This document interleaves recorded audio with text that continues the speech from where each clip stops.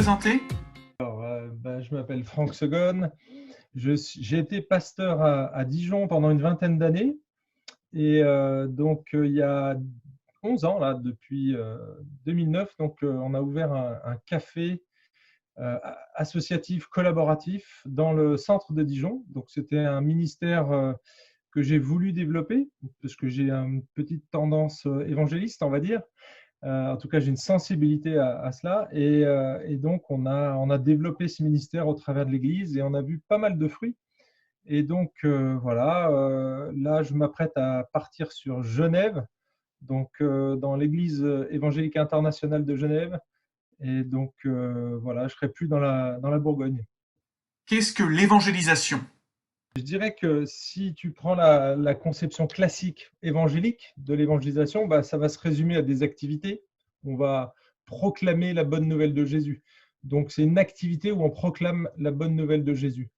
J'ai regardé un petit peu les définitions qui étaient là et on voit qu'il y a une petite précision qui mériterait d'être faite. Et c'est ce que moi j'ai adopté en tout cas. C'est qu'on peut définir le verbe évangéliser comme étant annoncer ou et communiquer la bonne nouvelle du salut en Jésus-Christ. Et donc, tu vois que là, si on limite simplement l'évangélisation à l'annonce de l'évangile, le retour des gens à qui on annonce l'évangile, ça n'a pas trop d'importance. On va se contenter de semer, on va prier pour que Dieu fasse croître. Par contre, si on met l'accent sur la communication, là, il y a un autre élément qui intervient, c'est le fait du retour d'information. On va se préoccuper de la personne et est-ce qu'elle a bien saisi le message que je lui ai annoncé. Et donc, on voit que quand on prend le Nouveau Testament, je me suis amusé à balayer le Nouveau Testament, on voit ces deux formes d'évangélisation. Et donc, les spécialistes, les missiologues ont défini ça comme la première, ça serait une évangélisation de nature ou de forme informative. Donc, ce qu'on appelle l'évangélisation de masse, c'est une révélation propositionnelle de Dieu. Donc, tu vois, c'est une manière de révéler Dieu. Alors, c'est assez événementiel, hein. Elle est réalisée en général par des gens qualifiés. Dans le Nouveau Testament, on voit les apôtres, les prophètes, les évangélistes, mais aussi les pasteurs, hein, chaque dimanche. Timothée était encouragé à prêcher la parole en toute occasion, et donc il faisait l'œuvre d'un évangéliste. Quelque part, son public était à la fois des croyants et aussi des non-croyants. Alors, majoritairement des croyants, parce qu'on se retrouvait dans un cercle de croyants, mais on sait très bien, le dimanche matin, quand on prêche l'évangile, on a aussi un public de non-croyants. Et puis, il y a une deuxième manière, pas deuxième manière, mais une deuxième forme d'évangélisation dans le Nouveau Testament, c'est l'évangélisation relationnelle. Et là, c'est la forme communicative de l'évangélisation. C'est une manière que Dieu utilise, il se révèle de manière relationnelle. Comment on pourrait faire pour transmettre l'amour et la grâce de Dieu, la miséricorde, si ce n'est au travers de relations, en fait. Et donc, la meilleure manière que Dieu a utilisée, ce sont les hommes, tout simplement. Nous sommes nécessaires dans la transmission de l'Évangile. Ça ne veut absolument pas dire qu'on ne peut pas avoir un ministère sur Internet, par exemple. Ce qu'on est en train de faire là, on enregistre un podcast, mais l'idée, c'est qu'on ne les met pas en opposition. D'accord ? Dieu va utiliser les deux. Et il va utiliser à la fois la forme relationnelle, et on voit qu'elle est omniprésente en fait dans le Nouveau Testament. L'Église, dans le livre des Actes, on voit que l'Église a grandi à cause des relations qu'elle entretenait avec le peuple. Et il y a moult témoignages. On voit le zèle des chrétiens, on voit les bonnes relations qu'ils entretenaient avec le peuple, Acte 2, 47, Acte 5, 13 et 14, etc. Où il faut avoir une définition de l'évangélisation. Moi, j'ai adopté celle de Michael Green, qui est une sommité. Hein. Il a écrit un livre qui est aujourd'hui encore une référence. Alors, c'était dans les années 60, donc c'est l'évangélisation dans l'Église primitive. Non, pas dans les années 60, c'est en 80, 1981 exactement. Donc, il a écrit un gros livre, et il lui donne cette définition que j'ai adoptée. Et il dit que l'évangélisation, ça se résume à la proclamation de la bonne nouvelle du salut aux hommes et femmes en vue de leur conversion à Christ et de leur insertion dans l'Église. Et moi, je trouve qu'ici, il n'y a pas simplement l'annonce de l'évangile pour viser la conversion, mais il y a deux objectifs en fait. Bien sûr qu'il y a la conversion à Christ, mais la deuxième, c'est l'incorporation dans une église locale. Alors ça veut dire que l'évangélisation, elle vise pas seulement la conversion, mais également la formation de disciples qui va participer à une vie communautaire. Et donc, du coup, si tu me poses la question, je dirais que pour moi, j'ai appelé ça l'évangélisation durable parce que c'est une extension, justement. On ne s'arrête pas là. Notre mission, elle n'est pas simplement de faire des convertis, mais de faire des disciples. Donc, du coup, il faut trouver une galipette. Moi, j'ai appelé ça l'évangélisation durable pour étendre un petit peu ce ministère. Souvent, on limite l'évangélisation à la proclamation. Et dans le Nouveau Testament, et je pense que c'est vraiment la force du livre, quelque part, c'est qu'en regardant le Nouveau Testament, on voit plein de métaphores qui sont liées à l'agriculture. Et en essayant de classer ces métaphores, on voit à peu près 4 ministères qui se dessinent. En gros, c'est le fait de labourer, le fait de semer, de récolter et puis d'arroser.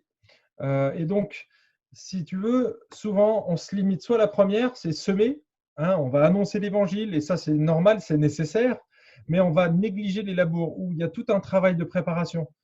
Aujourd'hui, si tu viens dans la rue et que tu parles à quelqu'un, ben voilà, tu es perdu dans ton péché et donc tu vas être condamné en enfer. Il n'y a pas un seul terme qui comprend en fait pour définir ce que c'est que le péché, ce que c'est que la condamnation, ce qu'est l'enfer et Jésus-Christ.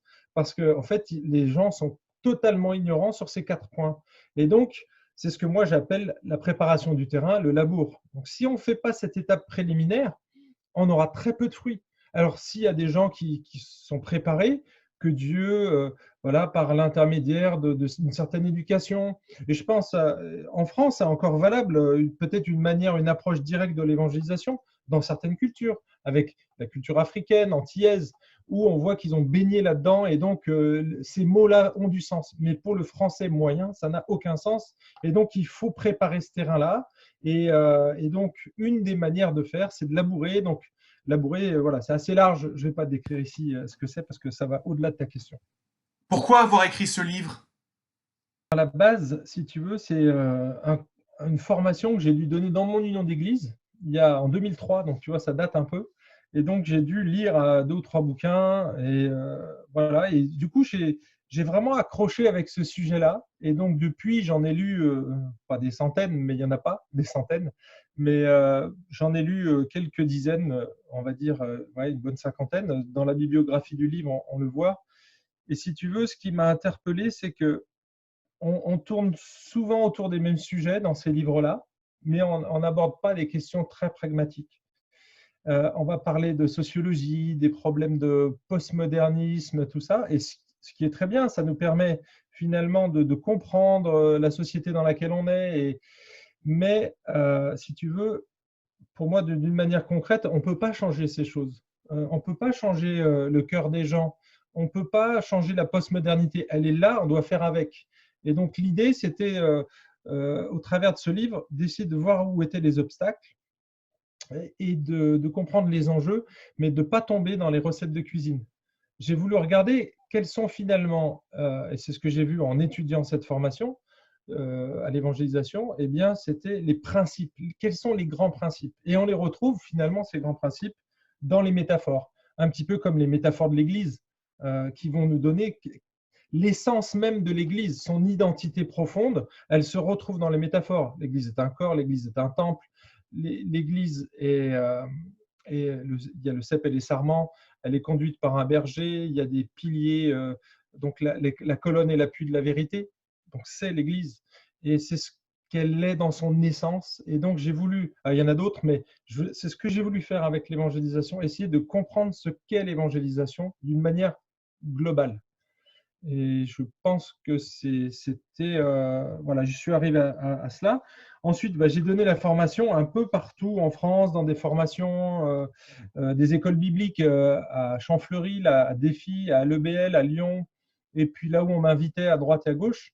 Et donc, si tu veux, à un moment donné, c'est Florent Varac, hein, je ne vais pas cacher son nom, il est écrit, j'écris dans le livre à son sujet, mais c'est lui qui m'a poussé vraiment à écrire cette formation. Il l'a utilisé aussi en Afrique. Et il a vu qu'il y avait un vrai besoin pour les francophones en tout cas. Et donc voilà, c'est pour ça que j'ai formalisé, mais je ne suis pas un écrivain, donc ça a été long. C'est pour ça que j'ai mis du temps avant d'arriver à formaliser tout ça. Quels sont les obstacles à l'évangélisation? Je dirais que la première, alors c'est probablement une mauvaise compréhension de l'évangélisation. Donc c'est là où il faut quelque part réfléchir au paradigme, au modèle qu'on a dans le Nouveau Testament.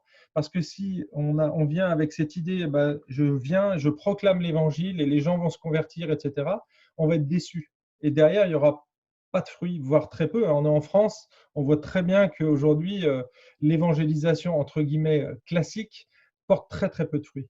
Et donc, il faut, je pense, réfléchir à des nouveaux paradigmes et aux obstacles qui sont là. Donc, moi, je pense que dans le temps, j'en ai observé plusieurs. Il y en a pas que 7, mais voilà, il y en a 7 principaux que je relève dans le livre.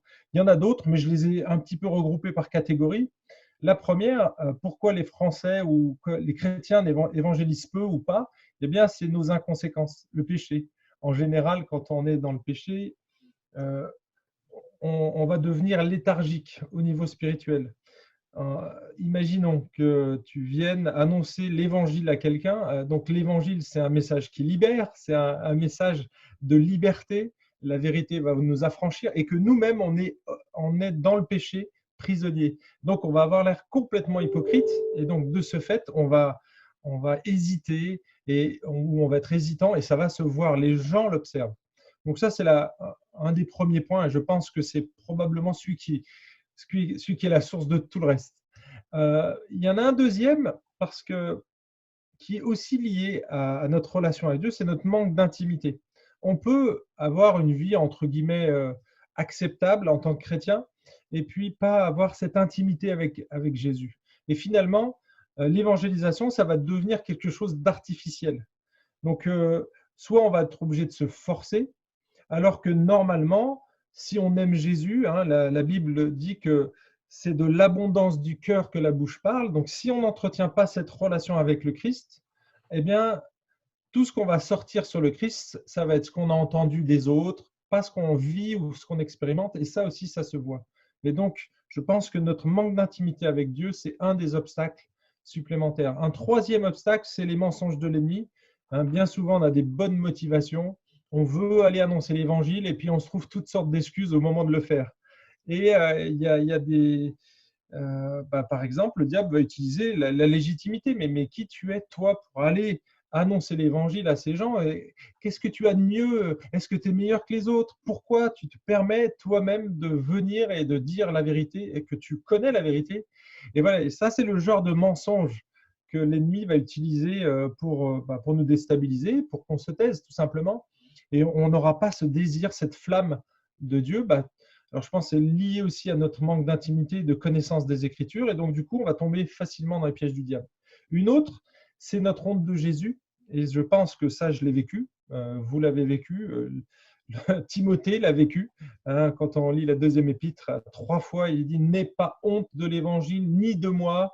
Donc, ce n'est pas simplement avoir honte de Jésus, mais aussi des gens comme l'apôtre Paul qui finalement avaient une opprobre sur lui. Il était souvent en prison.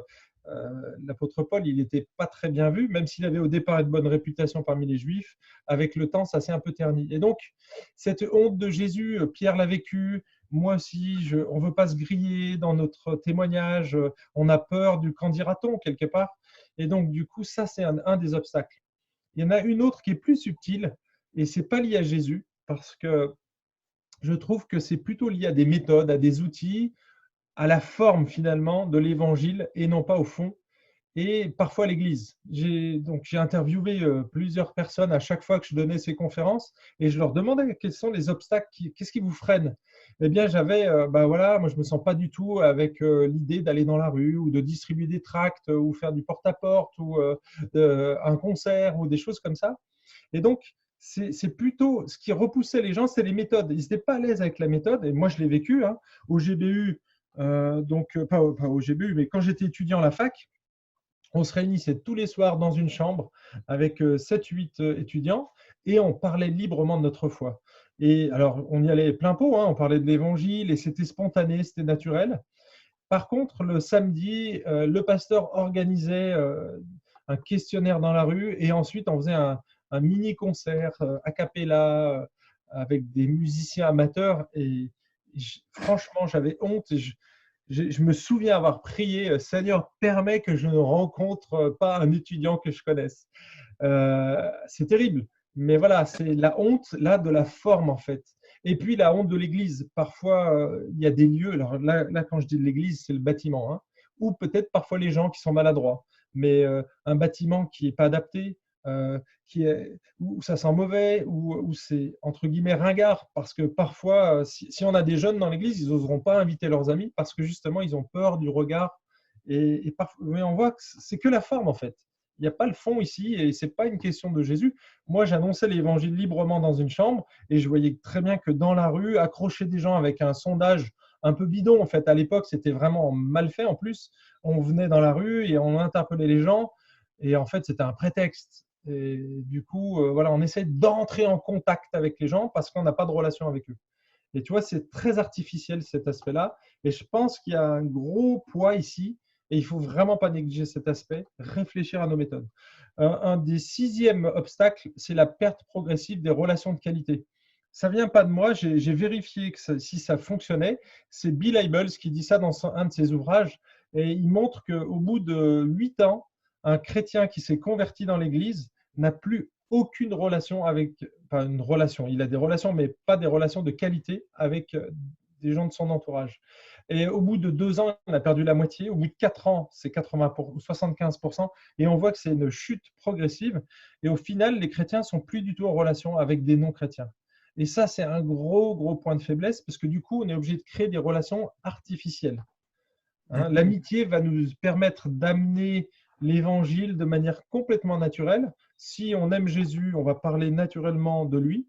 Alors que si on ne connaît pas les gens, on va devoir créer des activités, créer des choses qui sont artificielles pour entrer en contact avec ces gens qu'on veut aimer en fait. Mais la manière sèche de dire les choses ou notre manque de sensibilité fait que ça ne fonctionne pas. Et puis le 7e obstacle, c'est le manque de fruits. Et je pense que ça, c'est le découragement majeur, ce qui fait que les gens sont découragés, ils n'osent plus aller annoncer l'évangile. Ils ont perdu la foi dans ce domaine-là. Ils pensent que probablement que la puissance de l'évangile, ils n'y croient plus. Ils ne voient pas de changement.